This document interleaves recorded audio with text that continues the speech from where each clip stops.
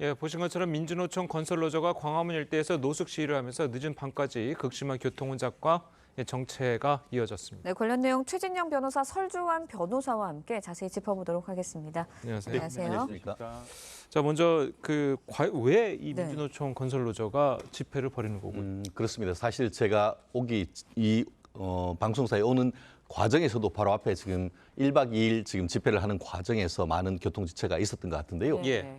이분들이 옷을 많이 입고 있었는데 등에서는 윤석열 그 정권 퇴진이란 네. 그 조끼를 입고 있고 예. 또 얼굴 같은 경우에는 양모 열사의 어떤 그 정신을 승계하자라는 그런 그 구호가 붙여 있었는데요. 예. 지난 1일 날에 그 강원도에서 이 건설 노조의 간부가 분신해서 안타까운 선택을 했던 그 사건이 있었습니다. 예. 그것에 대해서 결국 그 당시에 법원 그 경내에서 예. 그와 같은 일이 있었었는데 그 당시 같은 경우에도 경찰에 어떻게 보면 공동 공갈로 수사를 해서 한 8천만 원 돈을 받은 혐의로 해서 수사를 받고 나아가서 영장 실질 심사를 앞둔 그 상황 속에서 그와 같은 극단적인 선택을 했습니다. 결국 그와 같은 것에 대해서 건설노조 같은 경우에는 이번 윤석열 정부의 노조 탄압이다라고 이 사건을 어떻게 보면 규정을 하면서 네.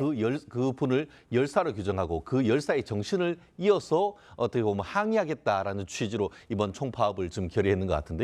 어쨌든 뭐 집회 자체에 대해서는 신고가 이루어진 것입니다만 그로 인한 서울에 살고 있는 많은 분들의 어떤 교통상의 불편 이런 부분들은 지금 감수하고 있는 그런 상황인 것 같습니다. 네, 시민들의 불편을 이야기해 주셨는데 건설노조가 이틀간의 시위를 신고했지만 경찰이 허가한 집회 시간은 오후 5시까지였거든요. 네, 오후 5시 이후에는 아무래도 시위가 불법으로 알려져 있는데 이렇게 야간 1박 2일간의 농성이 할 수 있었던 이유는 어떻게 가능했던 건가요? 원칙적으로 일몰 후에는 야간 집회가 금지돼 있습니다. 이제 그렇지만은 이번 건설노조가 1박 2일간의 어떤 집회를 예정하면서 이제 약간 이제 변칙적으로 사용한 방법이 뭐냐면 이태원 추모문화제. 그러니까 이태원 추모문화제는 우리가 추모라는 것은 어떤 돌아가신 분에 대한 어떤 그 추념이라든지 기념이라든지 어떤 관혼상제거든요. 예. 그렇다고 한다면 경찰에서는 이 부분, 추모 문화재이기 때문에 이 부분과 관련해서는 야간에 행하더라도 경찰에서는 허가할 수밖에는 그러니까 없는 방법인데 약간 이제 변칙적인 방법으로 편법이죠, 이 부분은. 그래서 지금 건설 노조가 하는 것은 야간에서 지금 집회를 하는 것은 점거하고 집회를 하는 것은 이태원 추모 문화재 형태로 해가지고 아마 지금 진행된 것으로 알고 있습니다. 예, 지금 뭐 현장 화면이 예. 뭐 나오고 있습니다. 저기 이제 어젯밤 상황이죠. 어젯밤 상황을 저희가 이제 보여드리고 있는데, 자, 현장 화면을 잠깐 보시면 이 노조원들이 밤새 이제 앉아서 335 앉아가지고 술을 마시는 듯한 그런 모습을 보이고 있습니다. 그리고 저희 앞에 이 리포트에서도 이 편의점에서 술을 사는 모습들이 이제 많이 포착이 됐고, 자, 그런 모습을 보였는데 이게 과연 정말 이태원 추모 문화제에 참석한 사람들의 모습이냐라는 비판을 받을 수가 있거든요. 그렇습니다. 추모를 하려고 하면은 의관을 정제하고 네. 마음으로 추모를 해야 되는 것 아니겠습니까? 그리고 민주노총이라고 한다 하더라도 법 앞에 평등하기 때문에 집회 시위에 관련되는 법을 지켜야 되는 것 아니겠습니까? 과연 그와 같은 모습인지에 대해서는 시민들 입장에서는 상당히 의문일 수밖에 없는데요. 사실 일반 시민들 같은 경우에는 정해지지 않은 장소에서 담배만 피워도 요즘 과태료가 처분되고 있는데 그렇죠. 지금 어떻게 보면 노숙을 하고 나아가서 이 촛불 문화제를 한다라고 하는 취지를 가지고 그런 명분을 가지고 실질적으로 노숙을 하고 거기에서 술판을 벌인 그런 모습이 지금 그림에도 나오고 있습니다. 결국 본인들의 대의 명분이 있다고 하면 그 명분에 맞는 집회와 질서 유지가 굉장히 중요한 것인데 그 명분에만 집착해서 실질적인 그와 같은 그 집회에 관련되는 집시법 절차를 따르지 않고 관련된 질서 유지에 관련된 것을 하지 않았을 경우에는 그 명분조차도 상당 부분 희석되고 나아가서 이 부분 같은 경우에는 관련해서 경찰이 계속 해산 명령을 내렸음에도 불구하고 불응했다라는 점에서 앞으로 집시법 위반으로 인한 어떤 추가적인 입건을 통한 사법 절차도 지금 예상되는 것이 아닌가 생각을 합니다. 네, 해산 명령에 대해서 이야기를 해주셨는데 경찰이 이제 건설 노조에 수차례 해산 명령을 내렸다고 합니다. 그런데 어쨌든 계속 농성을 이어간 거거든요. 네. 강제로 해산시킬 수 있는 방법은 없는 건가요? 네, 그러니까 사실상 그러니까 법상으로는 충분히 가능하죠. 그렇지만 이제 실질상으로 조금 불가능한 이유가 뭐냐면 네. 어떠한 우리가 과거에 보듯이 어떤 폭력적인 집회라든지 폭력적인 시위 방법을 행했을 때는 강제 해산이라든지 어떤 경찰의 물리력을 동원해 가지고 이제 해산시키는 방법 등이 여러 가지가 있습니다만은 네. 어찌되었든 간에 편법적인 집회이긴 합니다만 일단 형식적으로 허가된 집회이거든요. 그렇다고 한다면 이 부분에 대해서 어떠한 뭐 시민들의 불편함이라든지 이런 것만 이유로 해가지고 이 집회의 자유를 침범하기는 좀 어려운 부분이 있어요, 사실상. 그러니까 저는 뭐 건설 노조가 돌아가신 본인들의 동료를 위해서 어떤 추모하고 그다음에 이런 부분에 대해서 집회를 하는 부분에 대해서는 그 취지는 충분히 공감을 할 수 있다고 저는 봅니다. 하지만 조금 아쉬운 점은 이렇게 뭐 예를 들어서 일부 노조원들이 어떤 술판을 벌인다든지 아니면 뭐 그럴 수도 있습니다만은 저는 오히려 이런 것들이 시민들의 눈에 띄면 본인들의 명분조차도 훼손될 수 있거든요. 그렇기 때문에 이 부분에 대해서는 좀 노조 차원에서 뭐 집회를 이어가는 것이야 뭐 본인들의 충분히 뜻을 관철하기 위하고 시민들이 자신의 뜻을 알아주기 위한 방법이기 때문에 저는 뭐 그 방법상의 문제를 삼고 싶지 않지만은 어떤 그 실행되는 과정에서 이렇게 오해받을 수 있는 부분이라든지 그다음에 시민들에게 불편을 끼칠 수 있는 부분에 대해서는 자체적으로 조금 이것을 지켜갈 수 있도록 스스로 어떤 방법을 취하는 것이 옳지 않을까라는 생각도 해봅니다. 저는 그 부분과 관련해서 의견이 다릅니다. 예컨대 우리가 그 한강 시민공원에서 술판을 벌리고 거기다가 노숙을 할 수가 있습니까? 그럼 당장 와서 관리인이 와가지고 규제를 하고 거기에 대해서 행정 제재를 합니다.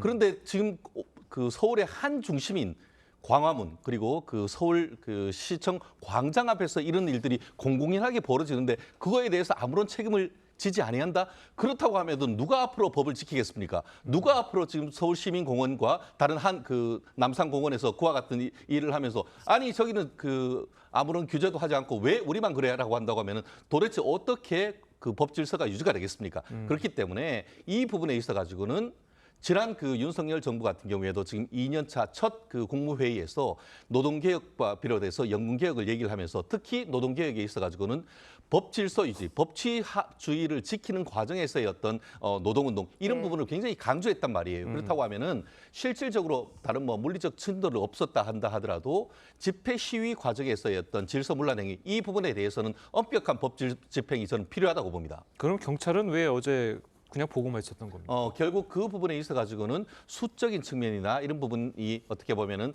야간에 잘못하면은 그 부분이 오히려 뭐 더 큰 불상사로 예. 나아갈 수 있는 그런 부분이 있다 보니까 가급적 질서를 유지하는 선에서 그와 같은 것을 했지만 실질적인 증거 수집은 충분히 했을 것으로 보입니다. 예컨대 이제 그 동영상이라든가 아니면은 그 녹음이라든가 이런 부분을 통해 가지고 어떻게 보면 증거 부분 상당 부분 획득했을 것이기 때문에 대표적으로 집회와 관련되는 질서 유지자 내지는 집회 주최자에 대한 예. 책임을 묻는 절차는 반드시 필요한 것이 아닌가 생각합니다. 알겠습니다. 네, 건설노조 이제 오늘 집회를 이어갈 예정이고요. 오는 31일에는 금속노조 총파업 등으로 대정부 투쟁을 확대할 계획이라고 합니다. 네. 결국은 정부와 노조와의 갈등 해결을 해야 할 것 같은데 근본적인 대책이 있을까요? 그러니까 지금 노조 같은 경우는 지금 하투, 그러니까 여름 투쟁까지도 계속 이어갈 지금 아마 계획을 하고 있는 것 같고요. 이 부분에 대해서는 참 이게 좁혀지지 않는 간극이 있어서 정부와 노조가 조금 좀 크거든요. 특히나 예. 농부가 이제 건설 노조를 바라보는 시각 자체가 굉장히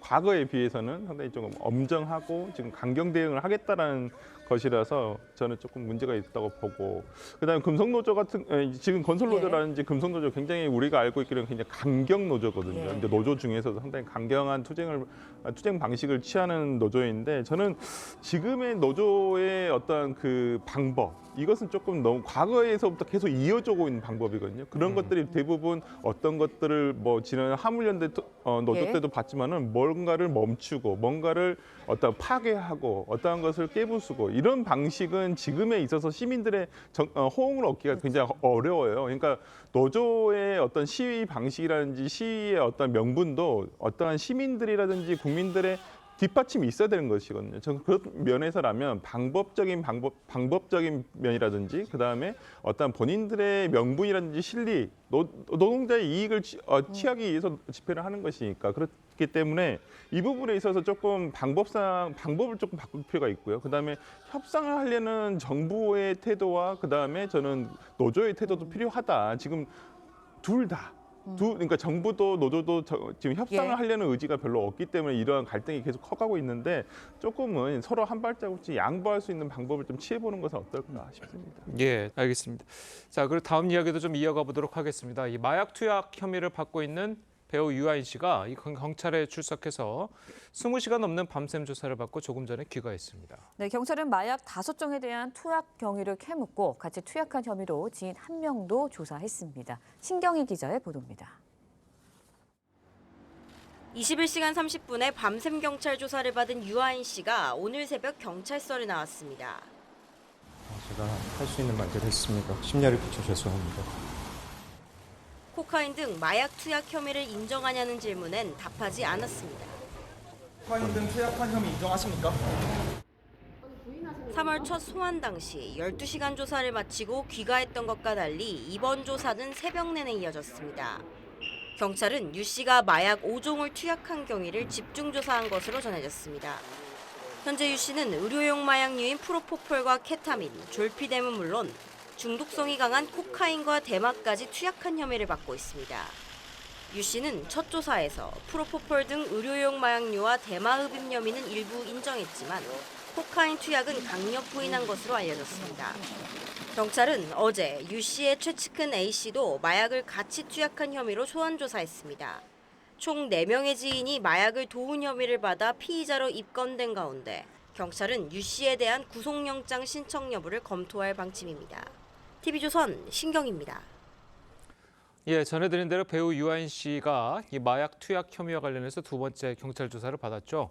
이 21시간 동안 조사가 진행됐는데, 자, 변호사님, 이번 건은 좀 어떤 식으로 진행이 됐습니까? 결국 1차 조사를 한 이후에 그 진술에 기반해서 추가적인 어떤 증거를 확보를 하고 그 추가적으로 확보된 증거를 하나하나 묻는 그런 과정을 거쳤을 것이라고 예. 미루어 짐작되는데요. 예. 실질적으로 요즘 같은 경우에는 야간 조사, 밤샘 조사는 굉장히 예외적입니다. 그런데 지난번 같은 경우에도 한 12시간 조사를 했고 이번 같은 경우에는 오전 9시부터 해서 그 다음 날 새벽까지 했다고 해서 거의 21시간 한 그 수사를 했는 것은 상당히 예외적인 것이죠.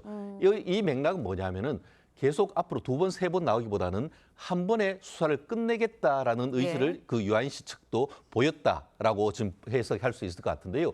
지금 얘기하신 것처럼 어떻게 보면 국가수의 그 혈액이나 관련되는 그 조사하는 결과 마약류를 한 5가지 정도 지금 투약했다라고 얘기를 하고 있어서 그 부분에 대해서 하나하나 투약 경로와 그 약품을 그 취득한 경로 이런 부분을 하나하나 조사를 하고 나아가 혼자 했느냐.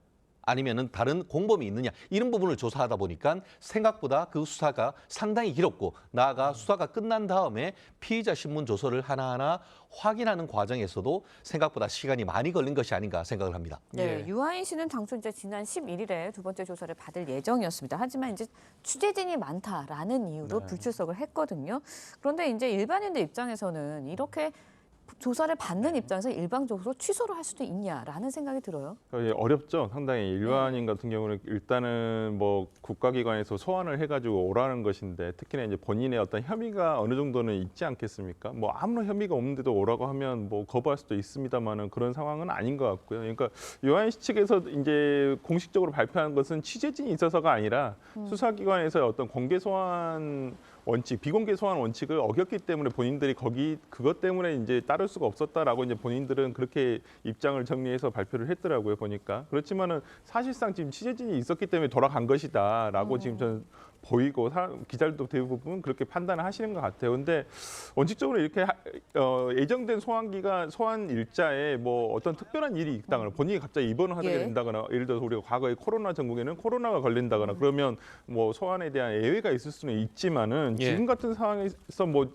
예를 들어서 자기는 비공개로 가고 싶은데 이거에 대해서 이렇게 기자들이 있다는 이유만으로는 이것을 뭐 비공개 소환 원칙을 어긴 것이다 이렇게 얘기할 수는 없거든요. 그렇기 때문에 저는 이 부분은 상당히 유아인 씨가 모르겠습니다. 아직도 영화 속에 살고 계시나? 과거 비슷한 뭐 베트남의 영화에서도 이제 약간 이런 역할이었었는데 똑같은 역할도 지금도 하고 계시는가라는 생각을 하는데 일단은 저는 예. 마약이라든지 상당히 사회에 영향을 끼칠 수 있는 범위에 대해서는 본인이 책임을 좀 져야 되는 부분이 있기 때문에 공개 소환이든 비공개 소환이든 응하는 것이 옳지 않나 싶습니다. 알겠습니다. 네. 자, 그리고 이제 이 유아인 씨에 대한 마약 수사 과정을 좀 지켜보면 네. 다른 마약 사건들과는 좀 달리 이 수사 과정이 좀 길어지는 듯한 인상이 있거든요. 왜 유아인 씨에 대한 수사는 좀 이렇게 길어지는 겁니까? 결국 유명인이기 때문에 아무래도 사회적 영향력이 있다 보니까 만사무사튼튼 예. 경찰로서는 추가적인 어떤 의혹이 있지 않게 하기 위해서 확실한 어떤 점검을 통해서 수사를 예. 하는 과정에서 조금 더 수사가 길어지는 것이 아닌가 하는 생각이 드는데요. 그럼에도 불구하고 법은 법불악이라고 해서 높은 네. 사람이건 아니면 유명한 사람이건 관계없이 빨리 진행하는 것이 맞지 않겠습니까? 재판에 격언에 있듯이 지연된 정의는 정의가 아니듯이 수사가 특히 지연되면은 증거가 인멸되고 관련되는 사람들의 어떤 자백을 하려다가도 마음이 변하는 수가 있습니다. 그렇기 때문에 이런 케이스 같은 경우에는 경찰이 조금 더 의지를 가지고 신속하게 수사할 필요가 있을 것 같은데요. 뭐 사실 이미 좀 늦었습니다만 결국 지금 어제 있었던 그런 수사 결과를 가지고 구속영장을 청구할지 여부를 결정할 수 있는 한마디로 수사는 지금 막바지에 치닫고 있다 이렇게 평가할 수 있을 것 같습니다. 예. 네, 경찰이 이제 조만간 유아인 씨에 대한 구속영장 신청할지 여부 두고 결정할 것으로 보이는데 어떻게 예상하시나요? 일단 지금까지 근데 이제 본인이 유명이기 때문에 어디 도주 우려라든지 예. 증거 인멸의 우려는 이미 없는 것 같아요. 증거는 어느 정도 확보가 된 것 같고요. 모바일은 이미 검사가 끝난 것 같고요. 그렇기 때문에 제가 볼 때 영장 청구를 하지는 않을 것 같고요. 영장이 청구되더라도 저는 구속영장 발부까지는 좀 힘들지 않을까라는 생각을 하고 아마 재판으로 넘어가지 않을까 싶은데요. 불구속 상태에서 아마 재판을 받지 않을까 저는 일단 그렇게 예상을 해봅니다. 예, 알겠습니다. 자, 오늘 두 분 변호사님 말씀은 여기까지 듣겠습니다. 잘 들었습니다. 고맙습니다. 그렇습니다.